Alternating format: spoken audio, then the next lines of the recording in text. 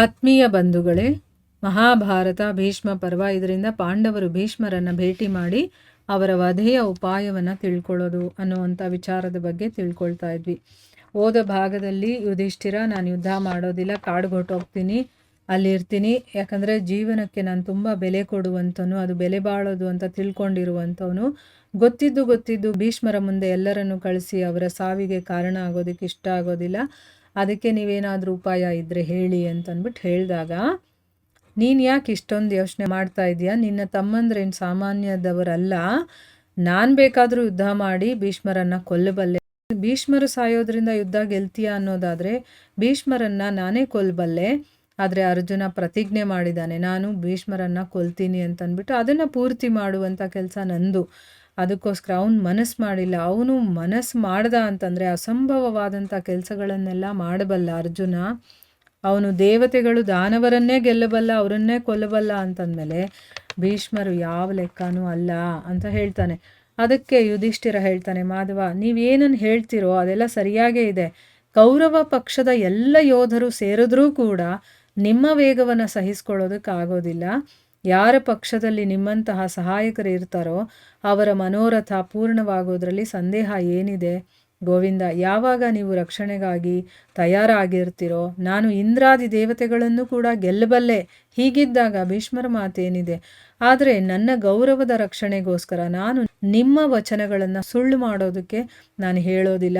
ಅಂದರೆ ನಿಮ್ಮನ್ನು ಯುದ್ಧಕ್ಕೆ ಕಳಿಸೋದಕ್ಕೆ ನನಗಿಷ್ಟ ಇಲ್ಲ. ನೀವು ಪೂರ್ವ ಪ್ರತಿಜ್ಞೆಯ ಅನುಸಾರ, ಅಂದರೆ ನೀವು ಹಿಂದೆ ಪ್ರತಿಜ್ಞೆ ಮಾಡಿದಾರಲ್ಲ ಅದರ ಅನುಸಾರ ಯುದ್ಧ ಮಾಡದೇನೆ ನಮಗೆ ಸಹಾಯ ಮಾಡಿ. ಅಂದರೆ ಯುದ್ಧ ಮಾಡೋದಿಲ್ಲ ಅಂತ ಹೇಳಿರ್ತಾನಲ್ಲ, ಅದಕ್ಕೋಸ್ಕರ ಯುದ್ಧ ಮಾಡದೇನೆ ನಮಗೆ ಸಹಾಯ ಮಾಡಿ. ಭೀಷ್ಮರು ಕೂಡ ನನಗೆ ಶಪಥ ಮಾಡಿದ್ದಾರೆ. ಏನಂತ ಹೇಳಿದ್ದಾರೆ? ನಾನು ನಿನಗಾಗಿ ಯುದ್ಧ ಮಾಡೋದಿಲ್ಲ, ಆದರೆ ನಿನಗೆ ಹಿತಕ್ಕಾಗಿ ನಿನಗೆ ಸಲಹೆಯನ್ನು ಬೇಕಾದರೆ ನಾನು ಕೊಡ್ತೀನಿ ಅಂತ ಅಂದ್ಬಿಟ್ಟು ಹೇಳಿರ್ತಾರೆ. ಅವರು ನಮಗೆ ರಾಜ್ಯವನ್ನು ಕೊಡ್ತಾರೆ ಮತ್ತು ಒಳ್ಳೆ ಸಲಹೆಯನ್ನು ಕೊಡ್ತಾರೆ. ಅದಕ್ಕೋಸ್ಕರ ನಾವೆಲ್ಲ ನಿಮ್ಮ ಜೊತೆ ಸೇರಿ ಭೀಷ್ಮರ ಹತ್ರ ಹೋಗೋಣ, ಅವರಿಂದನೇ ಅವರ ವಧೆಯ ಉಪಾಯವನ್ನು ಕೇಳೋಣ. ಅವರು ಖಂಡಿತವಾಗ್ಲೂ ಕೂಡ ನಮ್ಮ ಹಿತದ ವಿಷಯವನ್ನೇ ತಿಳಿಸ್ತಾರೆ, ನಮಗೇನು ಒಳ್ಳೆಯದೋ ಅದನ್ನೇ ಹೇಳ್ತಾರೆ. ಅಂದರೆ ಭೀಷ್ಮರು ನನ್ನ ಪರವಾಗಿ ಯುದ್ಧ ಮಾಡಲ್ಲ, ಆದರೆ ನನಗೆ ಸಲಹೆಗಳನ್ನು ಕೊಡ್ತೀನಿ ಅಂತ ಹೇಳಿದ್ದಾರೆ. ಏನಾದರೂ ನಿನಗೆ ಸಲಹೆ ಬೇಕಾದರೆ, ನಿನಗೇನಾದರೂ ಗೊತ್ತಾಗಲಿಲ್ಲ ಅಥವಾ ನೀನು ಡಿಸಿಷನ್ ತೊಗೊಳೋದಕ್ಕಾಗಲಿಲ್ಲ ಅನ್ನೋ ಸಮಯದಲ್ಲಿ ಬಂದು ನನ್ನನ್ನು ಭೇಟಿ ಮಾಡಿ ನನ್ನನ್ನು ಕೇಳಿದಾಗ ನಾನು ಸಲಹೆಯನ್ನು ಕೊಡ್ತೀನಿ, ಆದರೆ ನಿನ್ನ ಕಡೆಯಿಂದ ನಾನು ಯುದ್ಧ ಮಾಡಲ್ಲ ಅಂತ ಹೇಳಿದ್ದಾರೆ. ಸೊ ನಾವು ಹೋಗಿ ಅವರನ್ನೇ ಕೇಳೋಣ, ಇವಾಗ ಏನು ಮಾಡಬೇಕು ಅಂತಂದ್ಬಿಟ್ಟು. ಅವ್ರು ಹೇಗೆ ಹೇಳ್ತಾರೋ ಅದಕ್ಕೆ ಅನುಸಾರವಾಗಿ ನಾವು ಕೆಲಸ ಮಾಡೋಣ. ಯಾಕೆ ಅಂತಂದರೆ ನಮ್ಮ ತಂದೆ ಸತ್ತು ಹೋದಾಗ ಮತ್ತು ನಾವು ಚಿಕ್ಕ ಹುಡುಗರಾಗಿದ್ವಲ್ಲ, ಆಗ ಅವರೇ ನಮ್ಮನ್ನು ಪಾಲನೆ ಪೋಷಣೆ ಮಾಡಿ ಬೆಳೆಸಿರುವಂಥವ್ರು. ಅದಕ್ಕೋಸ್ಕರ ಅವರನ್ನೇ ಹೋಗಿ ಕೇಳ್ಕೊಳ್ಳೋದು ಒಳ್ಳೆಯದು ಮಾಧವ. ಅವರು ನಮ್ಮ ತಂದೆಯ ತಂದೆ, ವೃದ್ಧರು. ಆದರೂ ಕೂಡ ಅವರನ್ನು ನಾವು ಕೊಲ್ಲಬೇಕು ಅಂತ ಇದ್ದೀವಿ. ಧಿಕ್ಕಾರವಿರಲಿ ಕ್ಷತ್ರಿಯದ ಈ ಒಂದು ವೃತ್ತಿಗೆ, ಧಿಕ್ಕಾರವಿರಲಿ ಅಂತ ಅಂದ್ಬಿಟ್ಟು ಅವನು ಧಿಕ್ಕಾರ ಹಾಕ್ತಾ ಇದ್ದಾನೆ ಕ್ಷತ್ರಿಯ ಧರ್ಮಕ್ಕೆ. ಯಾಕಂದರೆ ಅಲ್ಲಿ ತಂದೆ ತಾಯಿ ಮಕ್ಕಳು ಯಾರನ್ನು ನೋಡೋ ಹಾಗಿಲ್ಲ. ತಂದೆ ಮಗನನ್ನು ಕೊಲ್ಲಬೇಕಾಗುತ್ತೆ, ಮಗ ತಾತನನ್ನು ಕೊಲ್ಲಬೇಕಾಗುತ್ತೆ. ಈ ರೀತಿಯ ಒಂದು ಪರಿಸ್ಥಿತಿ ಬರುತ್ತಲ್ಲ, ಅದಕ್ಕೆ ಈ ಕ್ಷತ್ರಿಯ ವೃತ್ತಿಗೆ ಧಿಕ್ಕಾರವಿರಲಿ ಅಂತಂದ್ಬಿಟ್ಟು ಹೇಳ್ತಾ ಇದ್ದಾನೆ. ಅವರು ನಮ್ಮ ತಂದೆಯ ತಂದೆ, ಮತ್ತು ಈಗ ವಯಸ್ಸಾಗಿದೆ, ಅವರು ವೃದ್ಧರಾಗಿದ್ದಾರೆ, ಆದರೂ ಅವರನ್ನು ಕೊಲ್ಲುವಂಥ ಒಂದು ಪರಿಸ್ಥಿತಿ ಬಂದಿದೆ.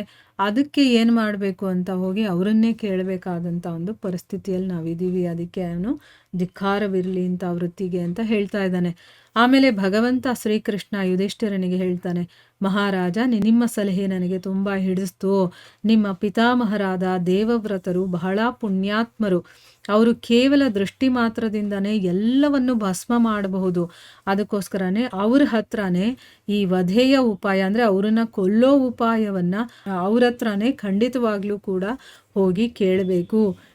ವಿಶೇಷವಾಗಿ ನೀವು ಹೇಳಿದ ಮೇಲೆ ಅವರು ನಿಜವಾದ ಮಾತನ್ನೇ ಹೇಳ್ತಾರೆ. ಅಂದರೆ ನೀವು ಸತ್ಯವನ್ನೇ ಹೇಳುವಂಥವ್ರಲ್ವಾ ನೀವು ಅಂತಂದರೆ ಅವ್ರಿಗೆ ವಿಶೇಷವಾದಂಥ ಒಂದು ಗೌರವ ಇದೆ. ನಿಮ್ಮ ಹತ್ರ ಅವರು ಸುಳ್ಳು ಹೇಳೋದಿಲ್ಲ, ನಿಜವನ್ನೇ ಹೇಳ್ತಾರೆ. ಅವರ ಸಮ್ಮತಿ ಹೇಗಿರುತ್ತೋ, ಅವರು ಯಾವ ರೀತಿ ಹೇಳ್ತಾರೋ ಅದಕ್ಕನುಸಾರವಾಗಿ ನಾವು ಯುದ್ಧ ಮಾಡೋಣ ಅಂತಂದ್ಬಿಟ್ಟು ಕೃಷ್ಣ ಕೂಡ ಹೇಳ್ತಾನೆ. ಈಗ ಯುಧಿಷ್ಠಿರ ಮಹಾರಾಜ ಹೇಳಿದ ಮಾತನ್ನು ಕೃಷ್ಣ ಒಪ್ಕೊಳ್ತಾನೆ. ಆಯಿತು, ಭೀಷ್ಮರ ಹತ್ರ ಹೋಗ್ಬಿಟ್ಟು ಅವರ ವಧೆಯ ಉಪಾಯವನ್ನು ಅವ್ರ ಹತ್ರನೇ ಕೇಳೋಣ. ಅವ್ರು ಏನು ಹೇಳ್ತಾರೋ, ಯಾವ ರೀತಿ ನಮಗೆ ಸಲಹೆಯನ್ನು ಕೊಡ್ತಾರೋ ಅದೇ ರೀತಿ ನಾವು ಮಾಡೋಣ ಅಂತಂದ್ಬಿಟ್ಟು ಅಂದ್ಕೊಳ್ತಾರೆ. ಮುಂದುವರೆದೇನಾಗುತ್ತೆ ಅಂತ ನಾವು ಮುಂದಿನ ಭಾಗದಲ್ಲಿ ತಿಳ್ಕೊಳ್ಳೋಣ. ಹರೇ ಕೃಷ್ಣ.